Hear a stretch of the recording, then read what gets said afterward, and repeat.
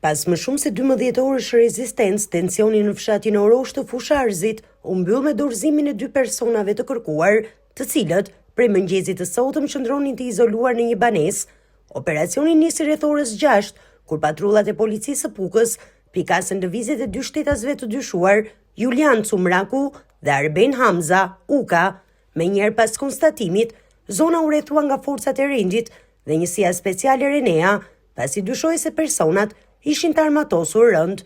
Pavarësisht thirrjeve të vazhdueshme të policisë, ata refuzuan dorëzimin, duke u mbyllur brenda banesës dhe duke zgjatur për orë të tëra negociatat. Në vendngjarje u thirrën dhe familjarë të tyre, vëllezër, motra dhe të afërm, të cilët u përfshin si element kyç për arritjen e një zgjidhje pa përdorim force. Negociatat rezultuan të suksesshme dhe pas orësh të gjata presioni, të 2 personat dolën nga banesa duke u dorëzuar pa rezistencë. Operacioni u mbyll pa të lënduar, ndërsa policia ka nisur procedurat e mëtejshme ligjore për 2 të arrestuarit. Autoritetet lokale vlerësuan bashkëpunimin e familjarëve dhe profesionalizmin e forcave të sigurisë për finalizimin e situatës pa pasoja.